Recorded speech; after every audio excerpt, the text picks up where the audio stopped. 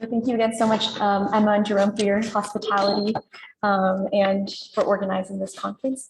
So we will be talking about the feminine semiotics of dedication at Epizephyrian Locri with Pinakes and Votive Epigram. So Epizephyrian Locri in Magna Graecia offers us a rare example of an ancient Greek matrilineal community. The exceptional status of women in the Locrian community, attested by Polybius, is reflected in its religious culture, dominated by the joint worship of Aphrodite and Persephone. The temples and votive objects associated with them define the city's sacred landscape and function as vehicles of expression for the collective and individual identities of Locrian women, as we shall explore in our talk. Located on the southeastern tip of Italy, Epizephyrian Locri was a colony of the Locrians.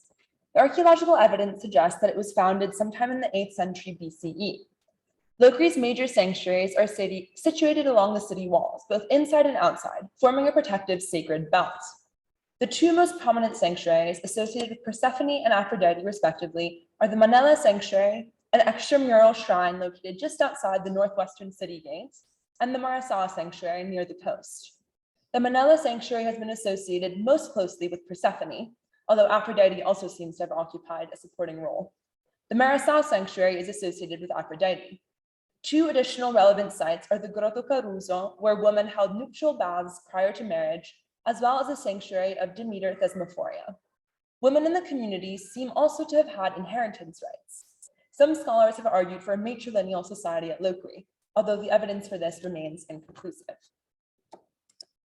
So before proceeding to our case studies, we wish to first define our exploration of Locrian identity and how it is made legible in the material and poetic evidence that we survey. We are concerned in this study with the representation of both collective and individual identities for women at Locri from the early classical to the Hellenistic period. At the macro or collective level, Daphne will analyze the formulaic composition of select Pinakes to show how feminine identity is fused with the sacred objects, which construct the shared representation of womanhood at Locri during the early classical period. I will then discuss the dedications of individual Locrian women as evoked in the votive epigrams of Gnosis during the Hellenistic period, showing how they also mediate contact or fusion between goddesses and devotees. The unique position of women at Locri, as James Redfield argues, is linked to the religious embeddedness of their gender in transformative female-only cult rituals, as well as the secluded nature of Locrian society. This results in the idiosyncratic gendered symbolism that we observe in our material poetic evidence. As Martin Ahala observes, all signs of group identity, together with the set of rules that regulate the relationships between them, form the grammar of identity, which individuals within specific communities learn how to speak fluently. In what follows, we explore this grammar of identity as expressed through representations of and by Locrian women at both the macro and micro level, iconographic vocabulary in the Pinakes, and poetic ambiguity between goddesses and devotees in the epigrams. Let us turn first to material. Found in the thousands and various votive deposits associated with the sanctuary of Persephone at Manella, the Locrian Pinakes bear testimony to the lives of Locrian women during the early classical period. The sanctuary and its dedication centered around the most sacred transition in a woman's life, marriage. Persephone was the ideal deity to oversee this, and Pinakes depicting her abduction by Hades provide the mythic model for the mortal act. Women figure prominently on the plaques, the vast majority of which represent either the myth of Persephone's abduction at 35.1%, or scenes of preparation for marriage at 57.7%. The objects are thought to have been offered by girls about to get married with the intention of guaranteeing divine protection at a fundamental moment of transition and of ensuring a fruitful union. The Pinakes are probably hung through the still preserved suspension holes in the sanctuary. Although the vibrant calligraphy may be largely lost, the plaques still provide us with unique insight into the rich world of female ritual at Locri. I will focus today on the feminine semiotics of dedication, captured in a select subset of the Pinakes. On this Pinax, we see two women taking part in a religious procession. At left, we have a woman who wears only a cloak draped over her body and shoulders, with her bare feet and face exposed. In her left hand, she holds a ball or fruit, while with her right, she supports the large folded cloth that she balances on her head, intended to be dedicated to a divinity. At right, a woman, possibly a priestess, stands tall, filling the frame of the Pinakes. She wears a finely made chiton draped over with a himation. In her left hand, she carefully balances the rosette fiali on her fingertips, while with her right hand, she grasps an item which was likely painted directly onto the terracotta, but has long since faded. Note that both women wear head coverings, tekrike fali or saki, under which their hair is hidden. Such handmade female accessories are known to have themselves served as offerings to female divinities at sanctuary sites, as we will also see later in one of Gnostic's epigrams. Between the two figures is a thematerion, an incense burner, and on the thematerion perches a rooster, a traditional love gift and symbol of masculinity. Servinu, Inwood, and others have read this scene as a peplophoria, a procession carrying a peplos, where the figures represent a young girl followed by a priestess of Persephone, heading towards a sanctuary to dedicate a garment in the context of a marriage procession or religious festival. The Pinakes, which is one of a series of similar peplophoria scenes, presents women in proximity to, and at least in part defined by, the objects they make and carry to the sanctuary as offerings to the goddess. In this instance, the objects qualify the actions and intentions of the depicted woman. The myth of Persephone and the sanctuary context at Manila provide a specific meaning to the sign of the peplos for Locrian woman, one tied to events of significance for the community as a whole. The ritual importance of the peplos is corroborated by its frequent appearance across the corpus, another example of which we see in the second peplophoria scene, with 4 women led by a priestess holding a deep fiale and a wand, carrying a large textile with an oval neckline, likely intended as a dedication for a female cult statue. Of particular interest is the semantic complexity of our first image, the way in which the objects in this case operate as signs, but signs not only internal to the composition, but as apertures or openings into other dimensions, referring to scenes which appear on the other Pinakes or to the actual accoutrement of ritual. In this way, the Pinakes compose aspects of female ritual reality and feed them back into the community engaging in these very practices.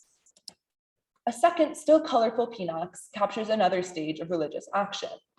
It depicts a young worshiper at left wearing a peplos and a sakos. In her left hand, she holds a ball or fruit, while in the right, a rooster.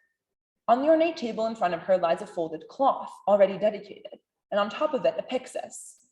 Below the table, a swan opens its wings.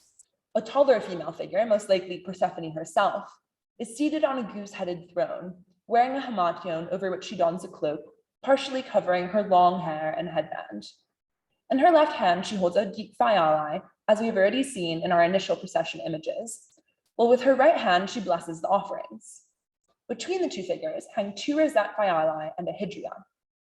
In this image, objects mediate the relationship between the female worshiper at left and divinity. The table at center divides the space between the two figures, placing them in different spheres of existence. Larger in stature and enthroned, the goddess at right cannot be directly reached by the worshiper. This is emphasized further by the manner in which the gaze of the two figures is broken, or funneled through the objects which hang between them. The Locrian Persephone, we are shown, must be approached through material. The folded peplos displayed between the hands of devotee and divinity bears witness to this, captured now in the moment of being handed over, just as the Pinakes would have been, to request blessings of fertility at the most crucial turning point in a Locrian woman's life. On our final Pinakes, a female figure dressed in a peplos and hamartion, her hair tied up in a bun, puts a textile away in an ornate chest. The chest rests on lion paw legs and is decorated by menander patterns. In the lower register, 2 mythological scenes are framed: Athena slaying a giant on the left, and a possible scene of abduction on the right. Across the top of the frame hang a kalathos, a mirror, a lekythos, and a canthros. The contrast worth drawing out here is, in fact, the relationship between the female at center and the objects which circumscribe her. These objects function as signs which define and delineate the space and the identity of the female who inhabits it.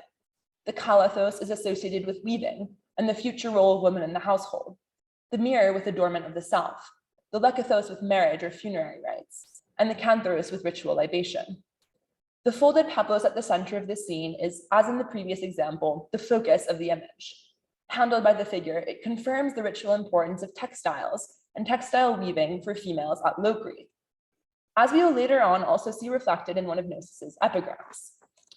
Whether the image represents a priestess putting away or taking out a peplos dedicated to the goddess, or a more domestic context relating to marriage, the depiction of the female figure in solitude, surrounded by objects, invites us in any case into a more private world.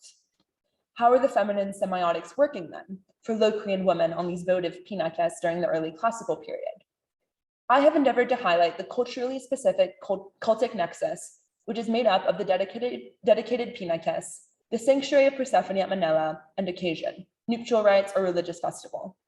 The language of the Pinakes and the relationship it builds between women and specific objects reveals how female identity is played out materially in relationship to the sanctuary.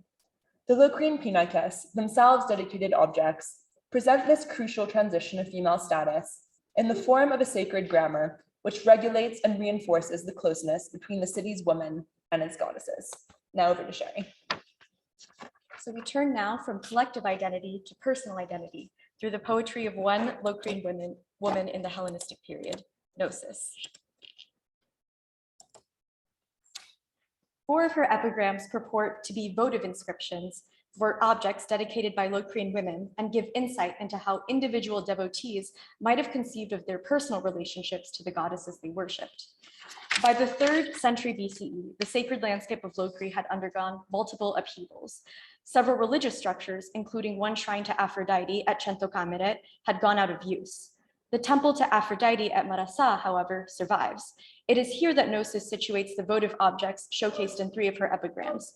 She explicitly names this temple in 2 epigrams, the first 2 we'll see, directing her reader/audience to view the Naontas Aphroditas and the Xanthas Domon Aphroditas. Unlike in the Pinakes, what occasions these dedications is not marriage, but instead, fittingly, erotic celebration. The final votive epigram that we'll see, the only one that doesn't address Aphrodite, describes Hera receiving a robe at the Lacinion, her sanctuary at Crotone, a city north of Locri. Together, these 4 votive epigrams stage and implicate the reader in the act of visiting temples and viewing votive objects that are linked simultaneously to the women who dedicated them and the goddesses who received them. The female figure at either end of this dedicatory act is vividly described in physical, corporeal terms. The first epigram describes a statue of Aphrodite dedicated by the prostitute Polyarchus.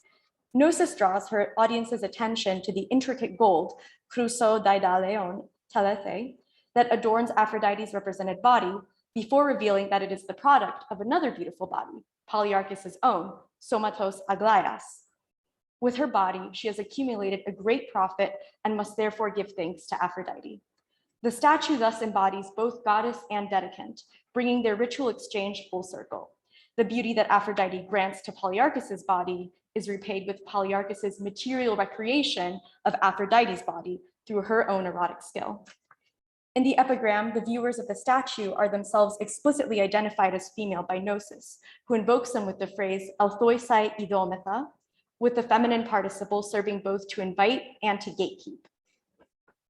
The next epigram functions much in the same way, describing a Pinakes like those we examined earlier, dedicated to Aphrodite by a woman named Kalo, or Beauty, likely a speaking name for a prostitute as well. Like Polyarchus, Kalo dedicates an image, but she, rather than the goddess, serves as its primary referent. The epigram remarks especially on the resemblance between Kalo and her image, in the vein of Gnosis's other ekphrastic epigrams on Pinakes portraits. Though they do not explicitly depict the goddess in the act of receiving these offerings, they do indicate the continued importance of the Pinakes as a votive object and as a visual space in which female devotees and goddesses are represented together. Contact between divine and mortal women remains a persistent focus of the other epigrams. In this one, Aphrodite is described receiving a kakrouphalos, a hairnet, from a woman named Samaitha. This act of reception is both physical, labein, and provokes a direct reaction from Aphrodite, who is assumed to rejoice, chairoisan, at the offering. Even as the object passes into Aphrodite's possession, it still bears the memory of Samaitha's touch. Aphrodite is described as taking the headdress directly from Samaitha's hair, koman apo labein samutas, collapsing the act of dedication into an intimate encounter between goddess and dedicant.